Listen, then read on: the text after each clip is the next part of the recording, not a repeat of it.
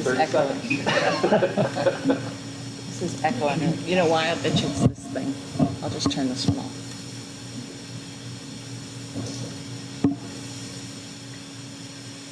See if that helps. Let me share this one. All right, it's 10 a.m. I'd like to call this meeting to order. Could we all stand in a second? Pledge allegiance to the flag of the United States of America and to the republic for which it stands, one nation, under God, indivisible, with liberty and justice for all.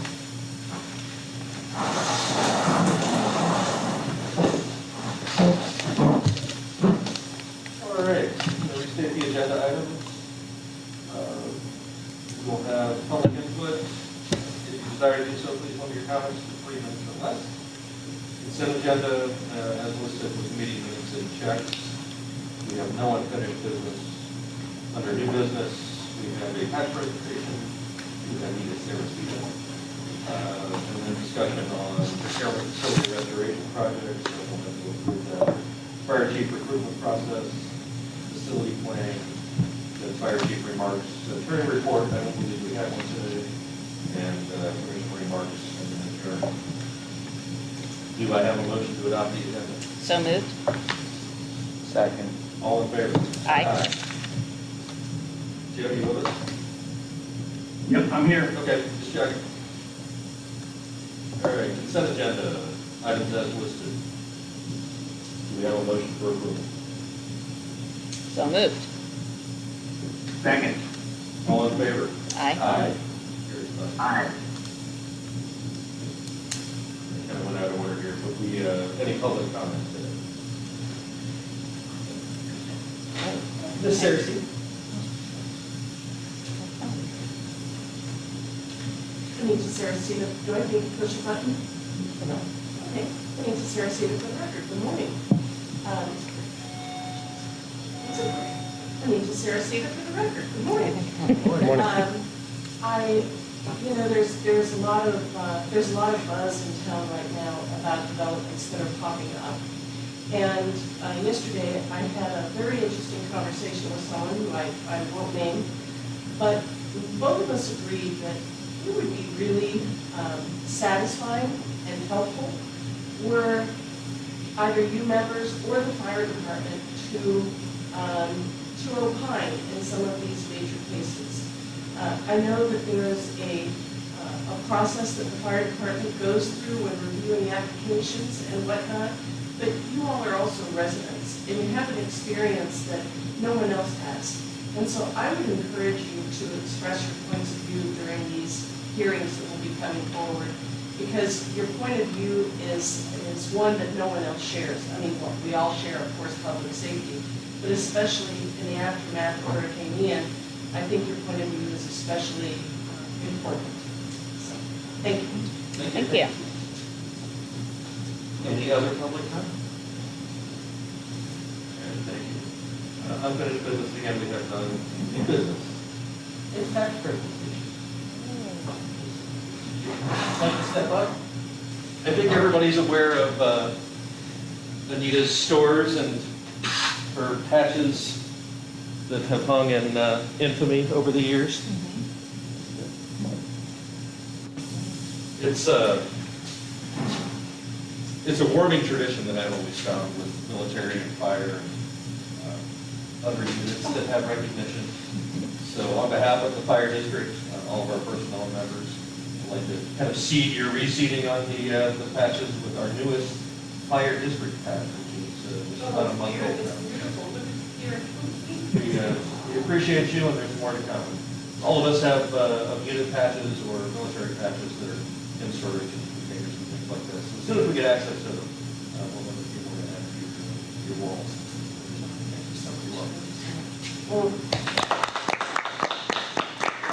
Maybe we can show it to the camera. Can we show it on the camera?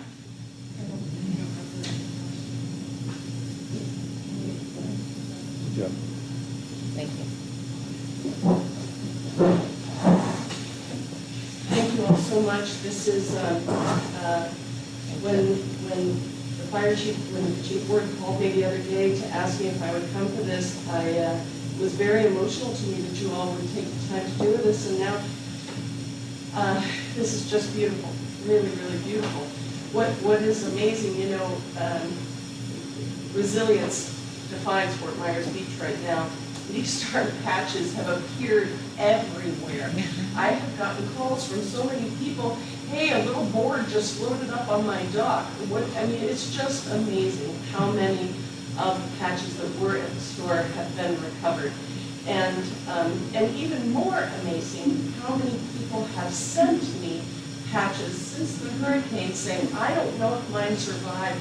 I'll bet I have easily 300 or 400 that have been sent since the hurricane, as well as the ones that were recuperating from all over the place. It's just been extraordinary. And, you know, it all started because this friend of my dad's, who was with the Chicago Police Department, would come down here every year for his week of the year, and he would always tell my dad that he was going to retire and live my dad's life, which was standing on the beach looking at bikinis all day. And so one year he came down, he walked behind the cash register, and he thumbtacked his patch to the wall.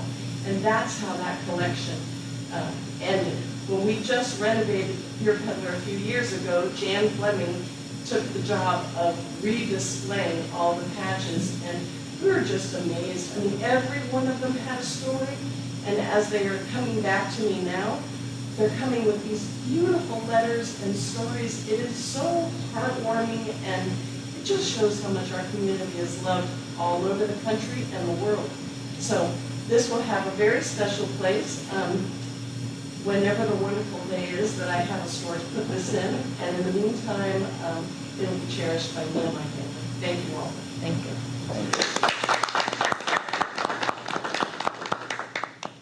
Okay, I'm not staying. Just saying. Fair enough. Have a great day. Thank you for Love coming. you too. Ron, call me when you're free. Bye, guys. Bye, Bye. It's great to see you.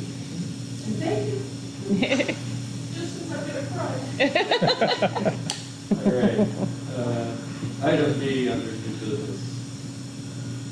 Procurement, facility restoration projects. Chief Wood, what starts on? Yes. Thank you. So this, as we did last meeting, we are bringing forward some additional items for procurement, help us get our facilities back together. This meeting, we're bringing forward the replacement. We have to replace the generator at headquarters and the automatic transfer switches at all 3 facilities. So there is a long lead time, somewhere upwards of 8 to 9 months. So we are, for a couple reasons, separating the equipment out from the labor and the installation. The first one is the long lead time. The second one being that we are doing direct purchasing, which means that rather than the contractor paying tax on these items and passing it on to us, we're able to buy them pre-tax as a government entity. So the generator and transfer switches are your first 3 items. And then the second 2 items are the replacement of the interior and exterior doors at both stations 32 and 33. All the first floor doors and their door frames either took damage or they're already showing signs of rusting or corroding or whatnot. You've been at the stations, you saw the storefront glass in the front and back of 32 is cracked, and those doors and frames and everything will be replaced. At 33, our storm barrier is held, so there's only one door to be replaced there, and it's the exterior door into the bay on the back of the building. So this is to purchase those doors, and the doors also include labor to replace them as well. Yeah, quick question. Yes, sir. Bay doors on 32 or 33? We are in the final phases of putting that together. The rear bay doors on 33 will be brought forward hopefully next month, as will the labor for the electrical components as well. So, Discussion? Jim? Yep, Any discussion on procurement? nope. I reviewed it, it sounded very familiar to me. Yeah, right. Doing a lot of the same things.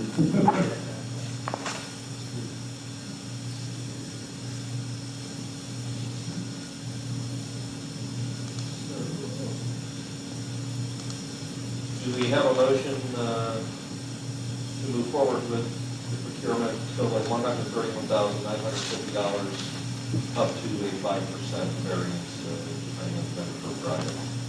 So moved. Second. All in favor? Aye. Aye.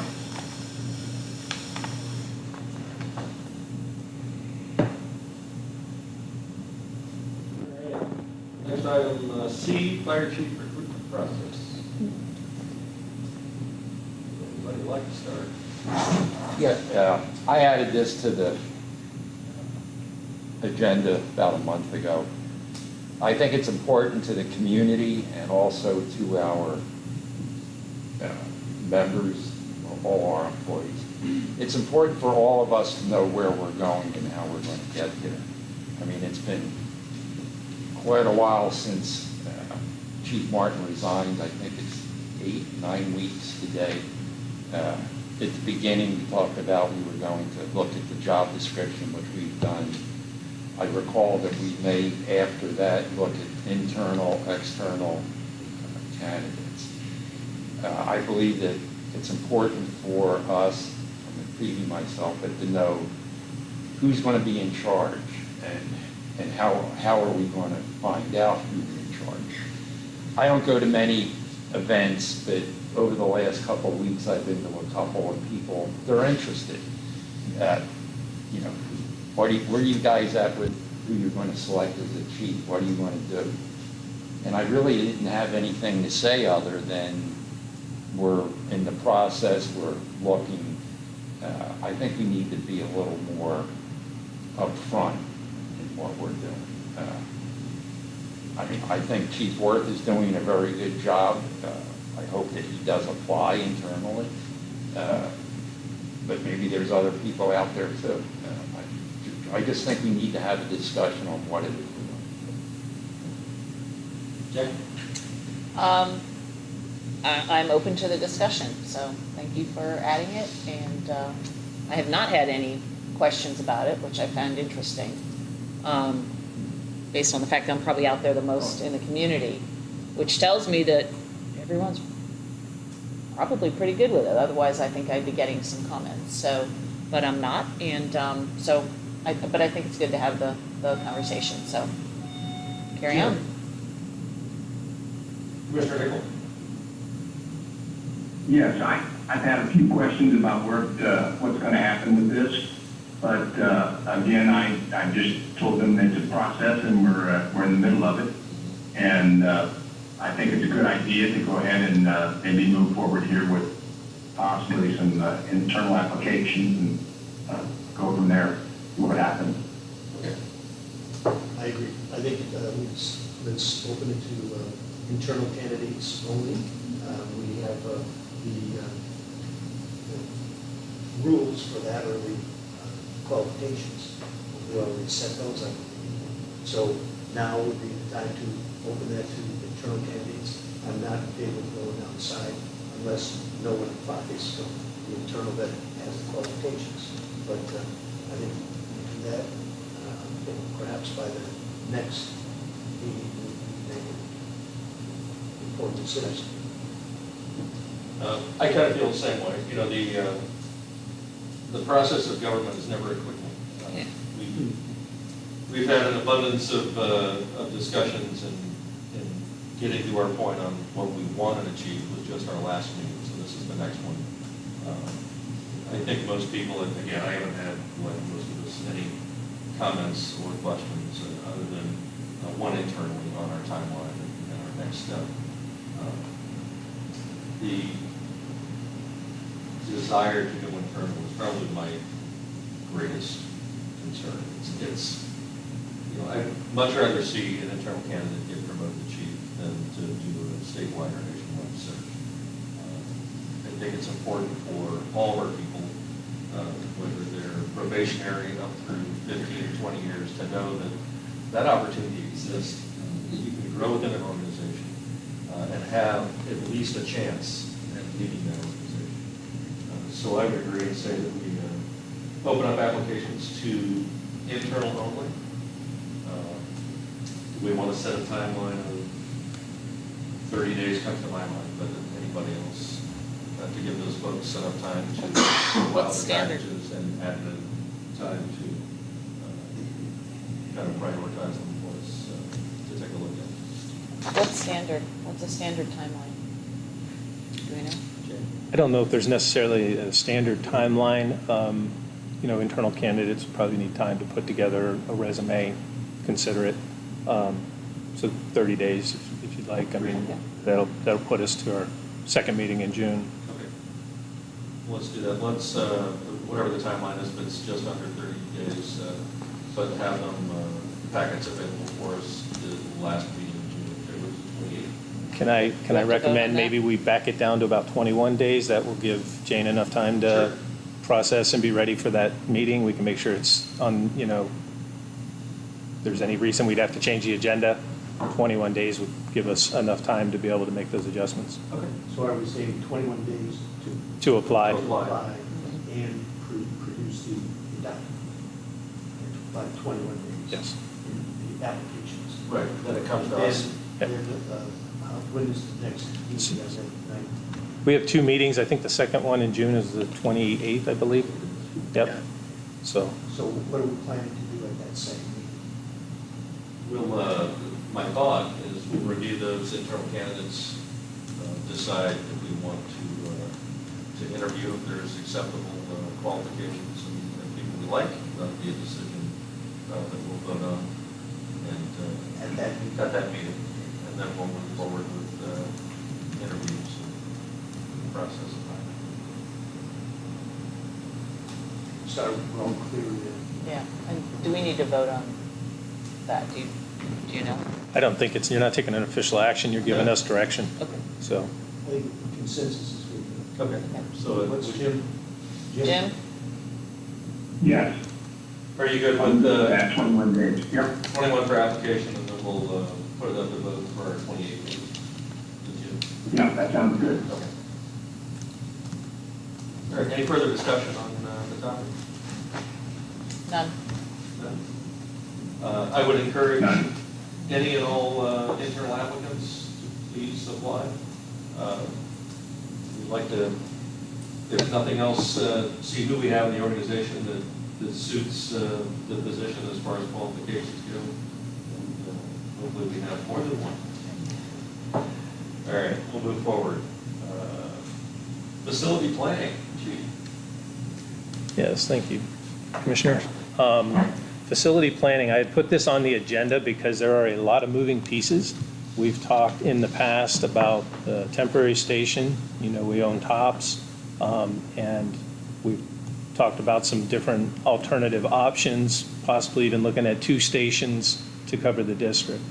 I want to thank Labor, we've been able to have conversation, we've been able to hear from the crew about a 2-station option, and for a number of different reasons, I'm not sure that that's exactly the way to go.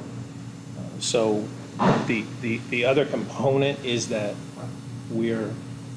what we're seeing in post-Ian times is that the property we currently own, which we purchased with the intent of doing a station with headquarters and everything involved, was the best location that was available before the hurricane. We've talked since in the last few meetings about the fact that with all the other options open now, with so many parcels open along Island, and with the area a little further north, specifically Delmar, our data pointing to is our ideal location for a fire station. The plans have continued to evolve. Where we're at now is I would like to put it out to the board so that we can consider the possibility of maybe maintaining just a fire station on the island, basically a direct replacement for Station 31, but in the ideal location, somewhere up between Tops and Delmar in the area a little further north on the island. To address the rest of our operations, I'd like to continue to look over on the mainland side and bring all the other pieces that we were going to put on Tops, such as a fueling station, the training tower, the training area, all of our 40-hour folks, our logistics, and incorporate into that building a few garages for storing reserve vehicles. That facility in where my head is would also house our meeting room, which would also serve as a training room. So if the responders are showing up and they're doing training, they can go right outside. They have their academy outside where they have their training tower and an area where they can drill. So what that would look like is a smaller fire station somewhere here on the island, and then the larger facility over on Main Street. So another reason for this plan is if our property up by Town Hall has the value that we're being told it has, it will go a long way to funding the construction of the fire station and partially the admin facility as well. And then the last piece in this component is doing the fire station on the island. We can expedite the timeline for that because that's an easier facility to get designed and underway. So with that, I would like conversation amongst you guys, if you can, about the feasibility of considering the sale of our property by Town Hall and the purchase of a couple other sites that would fit our needs. And with that, Commissioner Nichol? Yes, well, I think it's an intriguing idea. It's not one that we had discussed before, but I think it certainly has a lot of merit. I like the idea of the training facility and the refueling facility being up on San Carlos Island in a more industrialized area than right there in a area where there are homes and the key area where tourists are. So I see some advantages to that. I have some concerns about the troops being somewhat disconnected from headquarters. But I would think if they have to go there for training and they have to go there for refueling and minor maintenance, that there would be enough interaction between the everyday firefighter and what's going on at headquarters facility, that it doesn't become the golden palace somewhere. So all in all, I think it's a pretty interesting idea, and I could chew on it a little, but I think I can certainly support it.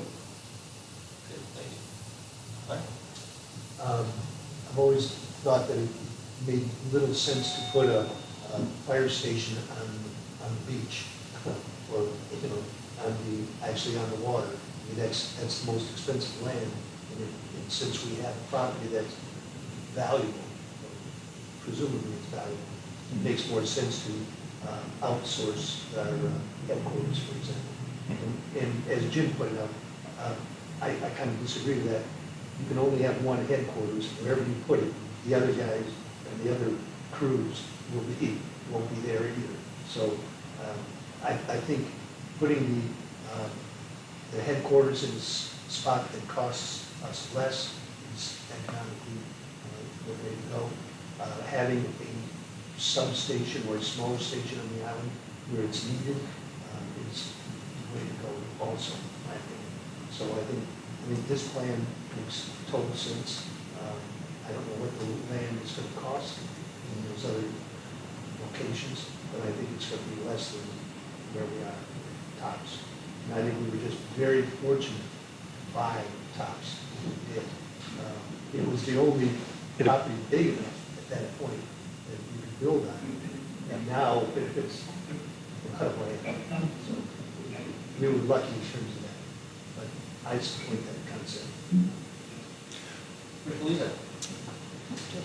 I was just going to add in, the other thing is that I was concerned about was how much training facility we could put in a residential neighborhood with our property at Tops.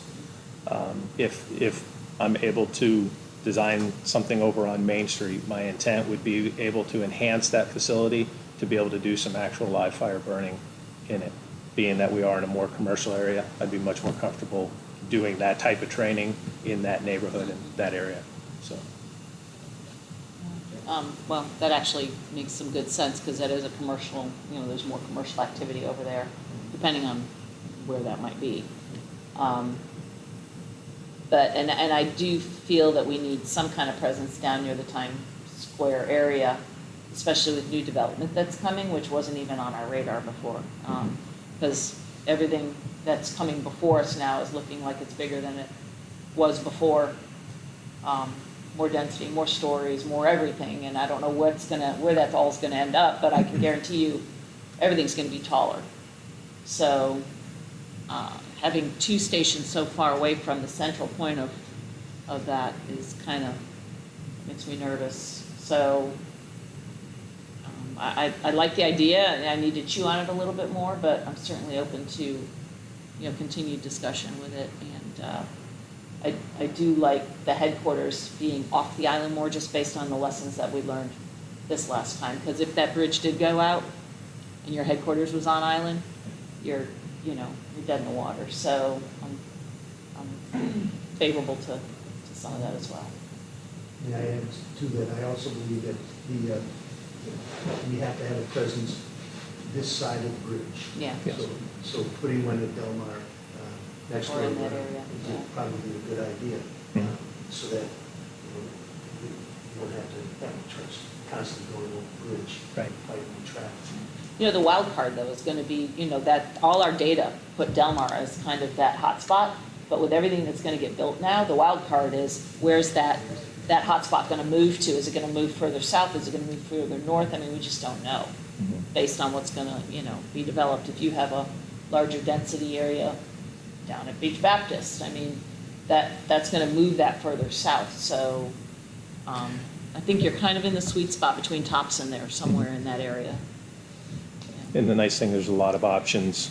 Well, yeah, Yeah, way I more shouldn't say the options nice now, thing, aren't there? but there's a lot of options between where we sit now with Thompson all the way up towards Del Mar.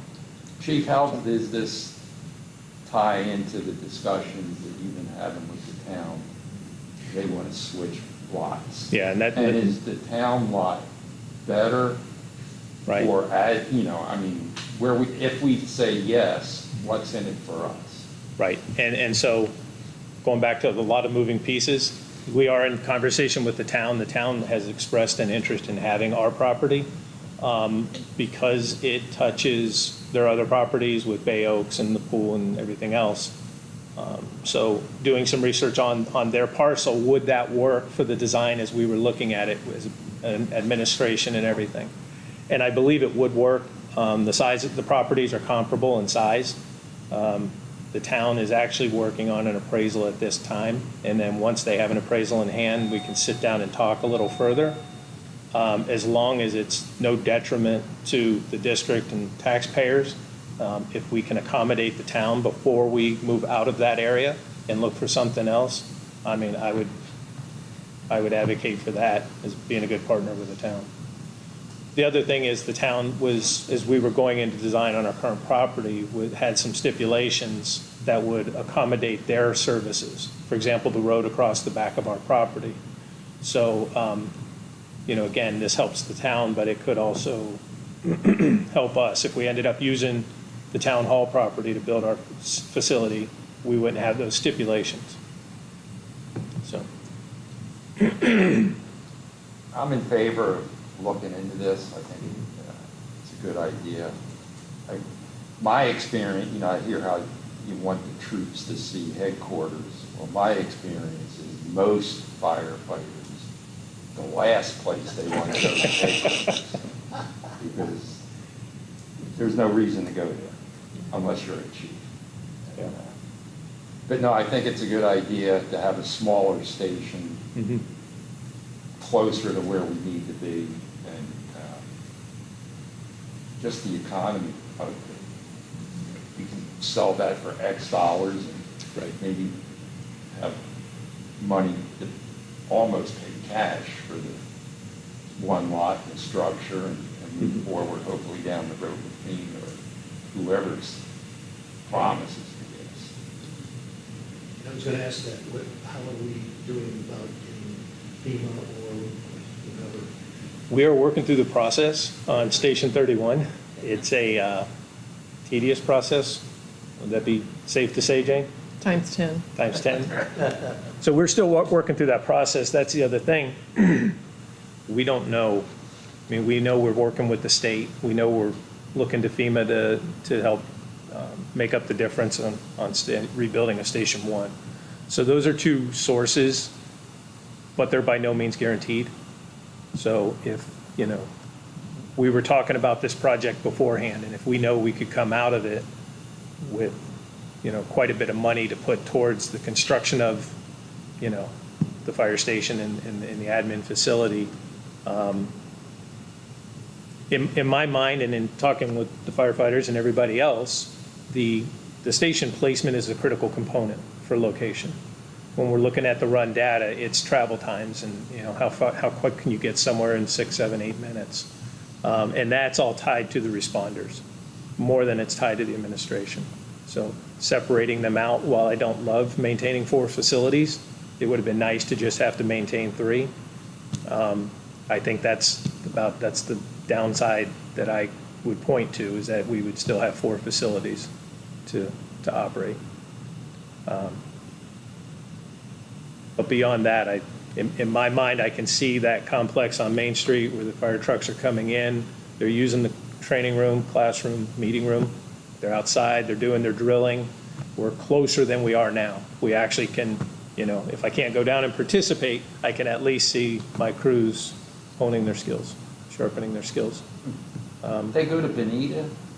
Right now, when we were going to Benita, but with the, only having 2 engines, it's getting harder. Chief Arminger is trying to keep that going as much as we can, but it's harder to do now with less units in service. So. I like the possibility of dividing. I guess my primary thought is the fiscal gain we could get from the sale of the property would really offset a lot of the expenses for a new firehouse to begin, and then eventually a new headquarters/training facility. Tops, I think, was our one parcel available, but it was a little larger than we needed. Wasn't the ideal location, but it's what was available at the time. Right. I think timing for us was good on the Yes. purchase side compared to what we're looking at in values now. It certainly would bolster the funds for the district in these next couple of years when we have a lot of question marks on our tax base and how many you're paying and what our values are. And I think we make it past the next 2 or 3 years, and Director Thompson can probably give us better information on that. Having those funds available from our property we currently hold would certainly carry the district forward in maintaining our troop levels, our pay scales, our expenses as far as operations. Everything I think is with the event is on the line, and for whatever cause, whether it's manpower, supplies, rethinking what we need and where we need it. So I'm excited about the possibility of the concept. I think it makes good fiscal sense. And, I'd like to see us move forward with it. What would your timeline be as far as your ideal situation with selling properties, trading properties, doing whatever? And that being said, with our current holding, would it be beneficial to reparcel, say, the back acre for our facility and then sell the parcel on the front versus seeking new property? I know location-wise it's not ideal. Just want to make sure we look at all of our options. I would anticipate, I can talk with the Realtor on this and get some feedback, but in my discussions with him, I believe a larger site is probably going to bring more per acre than smaller pieces would. So I think some of the value that we'll capture by, moving a 2-acre site and picking up something that's a half or 3/4 of an acre might be lost if we just split it up and make it just another 1-acre lot. But I can, we can figure that out and come back. Where my head is I think in the next 3 weeks, hopefully the town will have their appraisal and have some better understanding of where their head is.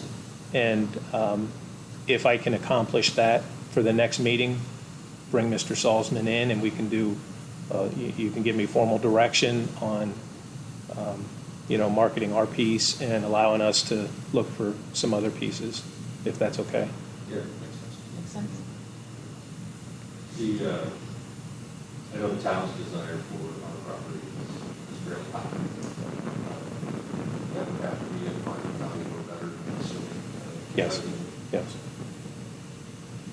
And I don't know what the commercial market is right now. I mean, I know we have some property values, but we've been proven wrong Mhm. with guessing on how much somebody was going to sell their properties for. So we could benefit even more than our estimates are, potentially, Right. just because of location and size. Right, with the way everything is, I guess, if we were to market our, the Tops property,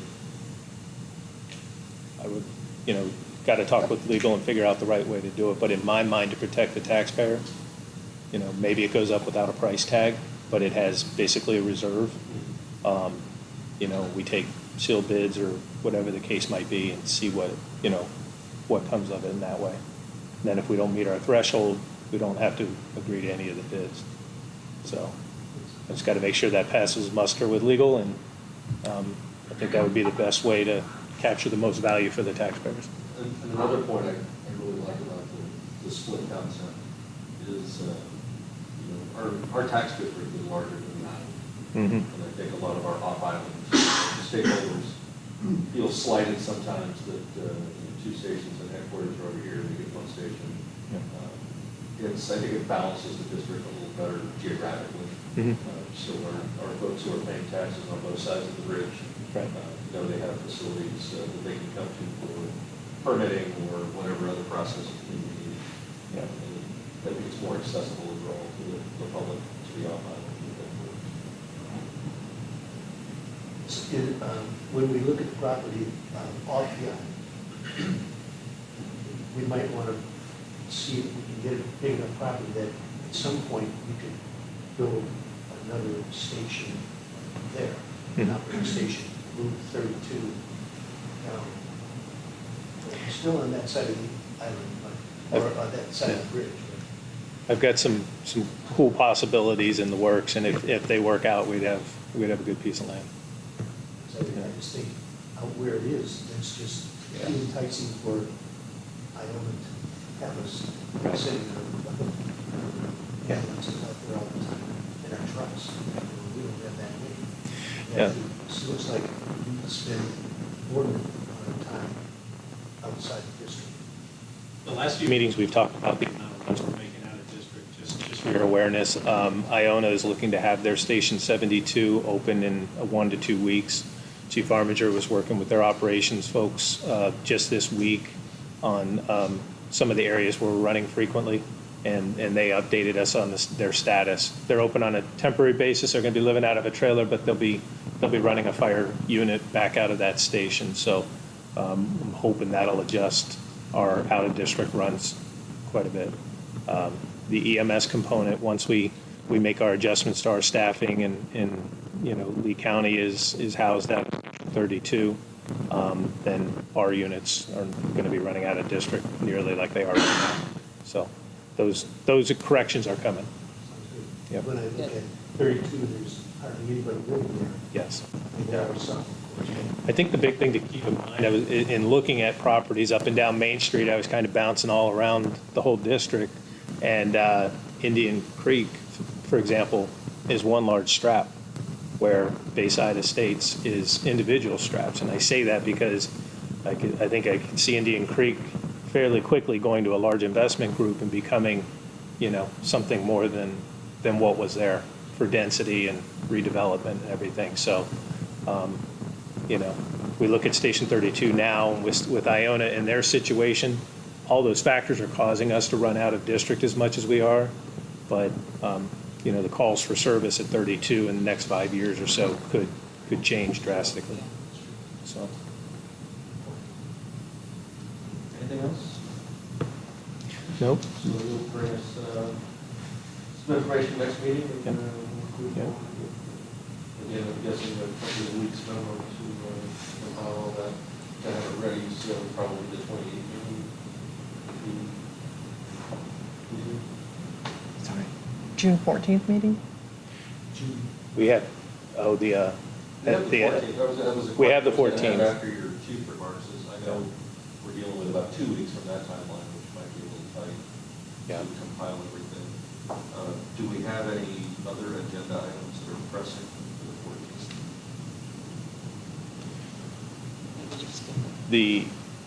we could skip it. The only other thing is to talk about numbers after June 1st, but I think if we go till the 28th, that'll give us some time to chew on those numbers and have a more firm plan for upcoming budget. Is everybody good with no meeting on the 14th? Our agenda seems to be pushing towards the 28th. Kevin? does that change our one? Yeah. Because No. No, everything we've done is pushed towards the 28th. we return their things in after their applications in. 21 days. Where's that? Yeah, we were preparing for the June 28th meeting. Okay. Yes. So applications will come in, that'll give Jane some time to process them, and then have our agenda ready for the 28th meeting. Commissioner Nichols, you good with that? We might have lost it. All right, so let's, I think we're all in agreement, we'll, Yeah, I'm good with that. okay, Okay. we'll cancel the June 14th meeting for Okay. lack of business, to take care of it. All right. We'll have a heavy Sounds good. meeting on the 28th. And then while we're doing the meetings, can we talk about the September Yeah. 27th meeting? So when we did our schedule from June to December, we have 2 meetings in September, but we posted them both as, they're both our budget meetings. So on September 27th, what we'd like to do or ask to do is make that both a budget meeting and a normal board meeting. And we forego the 13th, or We have to have, so Which- regular meeting- the 13th is our first budget meeting, Right. If it's available. if it's available. Depending on- Yeah, right. Yeah, I'm fine with the 27th being a regular meeting, potentially a final budget. Okay. Are you okay if we start that meeting, our regular meeting at 5, and then we'll Yes. adjourn to do our budget meeting and then pick it back up Yeah, that's what Kevin's On asking. the on the 27th? On the 27th, okay.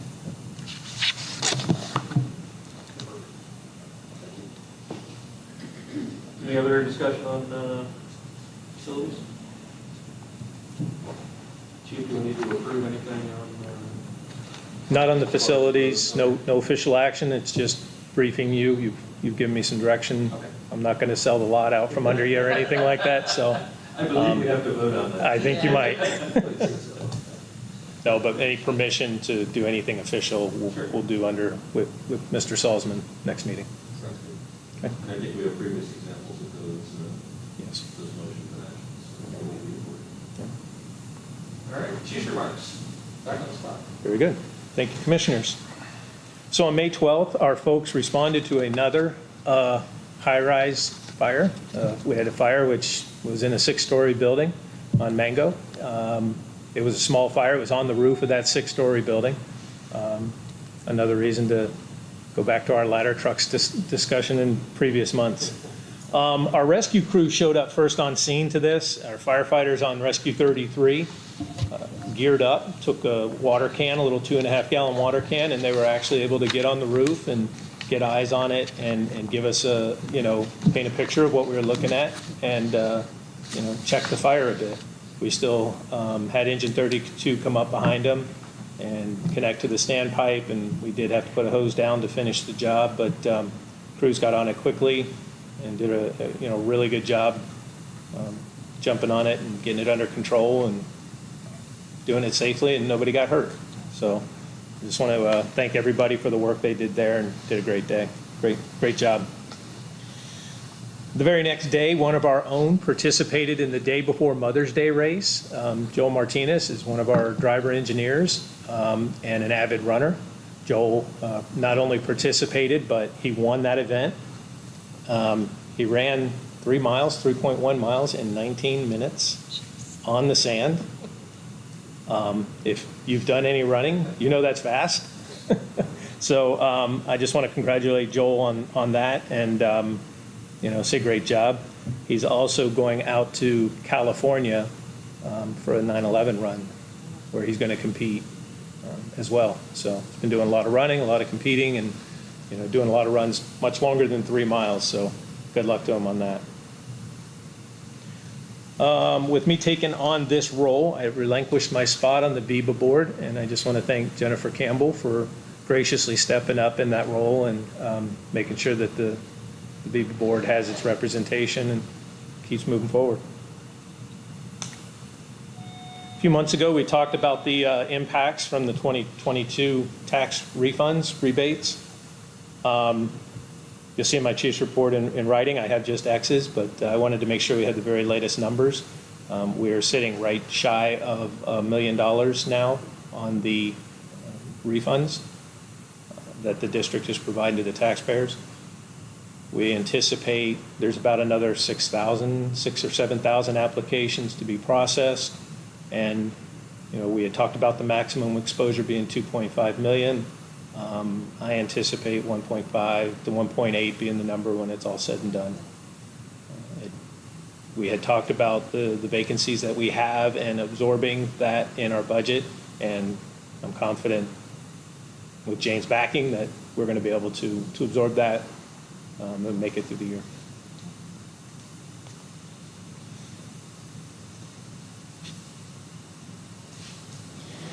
Knowing that we have the budget shortfalls that we're working with, I wanted to highlight some of our folks that are stepping up and helping out. They're actually walking the walk.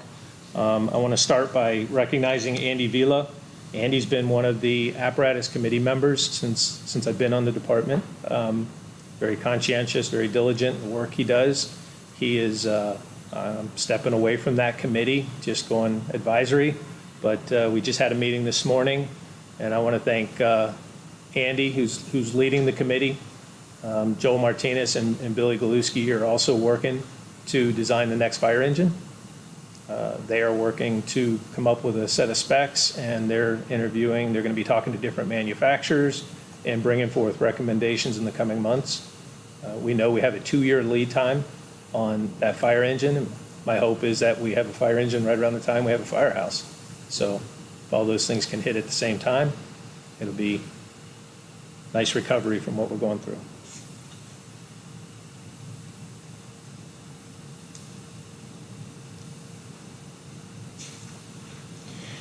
So we know we lost the engine. We lost a station during Hurricane Ian. In the coming weeks, we will be making changes to our staffing. With the help of Lee County EMS, they are going to put an ambulance in Station 32. We're going to adjust our staffing from 11 people per day down to 9. With the 2 people on Lee County EMS, the service to the community will be the same as far as, the number of units that are up in service and running. Doing this is going to allow us to not have to mandatory people as much as we are doing right now. And so we're making the adjustments to house our folks and EMS, and as soon as we get the modifications to the station made, we're taking a room and making it into a dorm room, so we've got to make sure all the life safety codes are met. Thank you, Jennifer.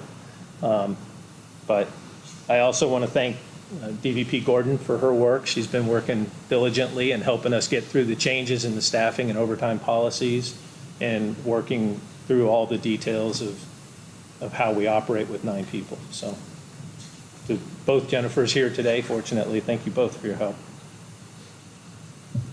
In April, Director Thompson took off her accounting visor and put on whatever hat an HR person wears. Thank you for stepping up and picking up the HR duties. She attended an entity representative benefits meeting and basically staying on top of where we are as far as benefits upcoming for health insurance and things of that nature. So just want to thank you for your work on that, and also Lee County on, their administration of our health insurance plan. So one of the things that had been in the works before I took over was reimbursements for COVID, as far as overtime reimbursement for backfilling vacancies when people were out sick. We were initially rejected on that overtime reimbursement, and we appealed that. We appealed twice. Okay, so our second appeal was recently rejected as well. So as far as recovering the money, we were looking for $128,000 in help from FEMA, and that second appeal was our last option. So we've exhausted our options, and we won't be seeing that money come back to us. Hurricane season begins next month. Yay. They're calling for a light season, and I hope so. One of the things we're doing, we're working through the final agreement where we had used the elementary school last year. That school isn't available. So we are working with a hotel over by Coconut Point, and in the final stages of putting together an agreement to house all of our folks there. So if we should need a shelter, it'll be over in that area. It's a hotel that has a generator and a conference room, and it was, not underwater during Ian. So we believe it'll serve us should the need arise. Chief, is that the same hotel that we were, or is it? It's not the same hotel you were at, but it's over at Coconut Point, in that area behind Coconut Point. The hotel has an agreement with Coconut Point for overflow parking, so it will. Did you do the board retreat at one point with Chief Love and I'm drawing a blank, the chief from Greater Naples or Kingman? Thank you, Chief Schultz. Yeah, so it's that hotel if you remember it. That was before us, since I couldn't remember. Yeah. It was here. Yeah, he was here. It was here. Okay. Do you know the name of the hotel? Town Suites by Marriott? That's where we like. Okay, all right. That's the hotel we're looking at. That's, Yeah. They're adding a generator, I hope. No, Yeah. Just didn't work. didn't no. know. That worked the entire time. Yeah. We were initially over at Alico, we were at Holiday Inn. Oh, right. Yeah, it's a different hotel. Yeah, it's a different That hotel. one, yeah. We'll bring her on. So, No water, no power. Yeah. Oh, Good perfect. times. Kind of sense it. Yeah. and then the last things, I'd like to recognize some May anniversaries. Engineer Alex Gonzalez has 18 years of service. Ivan Rojo, firefighter Ivan Rojo with 5 years. Firefighter Kevin Hernandez with 5 years. Firefighter Keith Gaudet with 5 years. Firefighter Pietro Cracchiolo with 4. And firefighter Ryan Fisher with 4 years. Congratulations. And I think that's it. Thanks. Thank you. Commissioner Nickel, we'll start with you on commissioner remarks, if that's okay. Well, I don't really have much to say other than thank you very much for allowing me to come in by telephone today. I appreciate that. Thank you. That'll be easy. And we should be home this afternoon. Commissioner Fleming. Want to thank everyone for a very productive meeting. I know a lot of work goes into this. I'm pleased to see labor present. I mean, the only thing we talk about is fire, so it's good that representatives are here so they can put out the information to David. The work that Jane's done, well, the work that everyone's doing.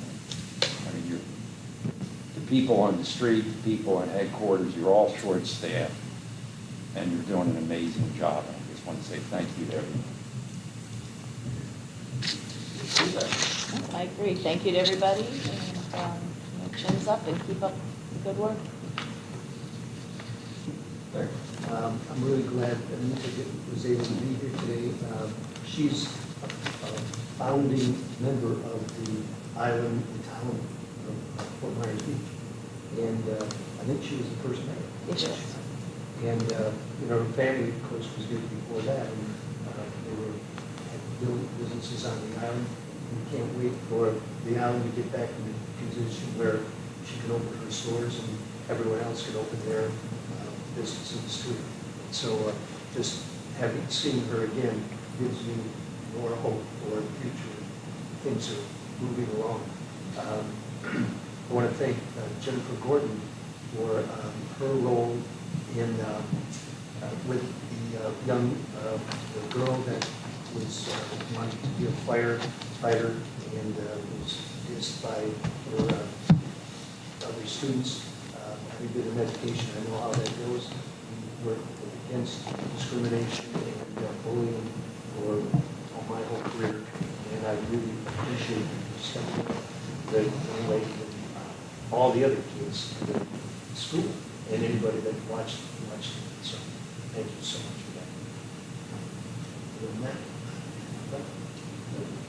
To reiterate what everybody else has said, again, I think we can't thank all of our district members enough, from the line to headquarters, on picking up and pulling extra responsibilities into the workday, covering for positions that may be vacant for a while. It is noticed, it is appreciated, and the board certainly cannot thank you enough, and our memories are engraved with that dedication. So when we get to the point of compensation, I think all of us will be on the same page with the appreciation and the best we can do in the boards of district. I'm excited about moving forward with our chief's vacancy internally. I really do feel that's coming from a military background, police background. It was always encouraging to know that you could one day become the leader of an organization. I saw on multiple occasions. It was always the best leader who would grow within, as opposed to somebody who came from the outside. And if we have somebody who's qualified and willing and with that degree, then I think that's a good thing for the district and the organization as a whole. Beyond that, great job on the fires recently. Glad to hear the ladder truck's off the market after our hinting of those discussions. It always tends to show when you need an item that, I'm glad we have it, and that it was operational and fitting our needs instead of just being a heavy investment. I have one more thing. Thank you to everybody who came out for the Beach Kids performance. We really appreciate that. The parents and the children really appreciate it. The chamber appreciates it. And I think that we put a very strong showing on for the country and for the world, being on Lester Holt's NBC show. And when you looked at some of that footage, you could see that fire was present. So thank you very much for that. All right. Anything else from anybody? With that, this meeting's adjourned.